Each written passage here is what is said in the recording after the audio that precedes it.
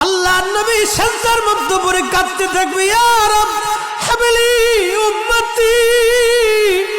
আল্লাহ আমার উম্মত গুনাহগার, আমার উম্মত গুনাহগার, আমার উম্মত গুনাহ করে ফেলছে। আল্লাহ আমার উম্মতের কি হবে? আল্লাহ আমার উম্মতের হবে কি? আল্লাহ পাক ডাক দিয়ে বলবেন, হাবিব আপনি আর সেজদায় পড়ে থাকবেন না, মাথা উঠান। আপনি কাঁদেন কেন? মেহেশর তো আপনার কান্নার জন্য না নবী, উঠেন, আপনি মাথা উঠান। আপনার জন্য আরশে মুআল্লার ডানে একটা কুরসি পেতে রাখছি, একটা চেয়ার পেতে রাখছি, একটা আসন রাখছি। আপনি নবী সেই আসনে বসবেন। আপনি মাথা উঠান, আপনি আমার হাবিব, আপনি আমার বন্ধু, আপনি আর কাঁদবেন না। হুজুর আপনি মাথা উঠান।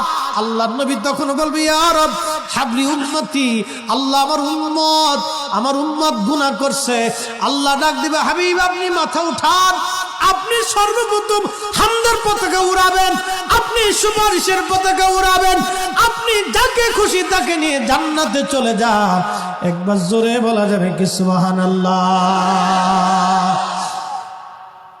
নবী আমার ডেকে বললেন, আয়েশা রে, মানুষের জীবনের কঠিন সময় যখন তার মৃত্যুর সময় এসে যায়, কঠিন মৃত্যুর দূত আসে, যখন গুনাহগার ব্যক্তি, যখন নাফরমান ব্যক্তির কাছে মৃত্যুর দূত আজরাইল আলাইহিস সালাম আসে, বিকট চেহারা নিয়ে আসে, দুর্গন্ধময় পোশাকগুলি নিয়ে আসে, দুর্গন্ধময় পোশাকগুলি নিয়ে আসে, বান্দাকে ধরতে আসে।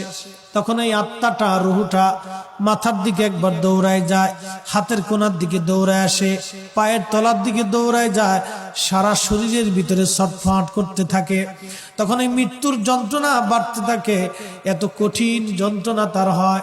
নবী বলেন, আয়েশা রে শোনো, একটা উট জ্যান্ত হালতে জবাই না দিয়ে উটের চামড়া ছিলাইলে যেই রকম কষ্ট হয়, আয়েশা রে এই উটটাকে জিন্দা হালতে 100 বার যদি উটের চামড়া তুমি সেলাও, যে পরিমাণ কষ্ট হবে আয়েশা, একজন বেঈমানের মৃত্যুটা এরকম ভয়াবহ কষ্ট হতে থাকবে।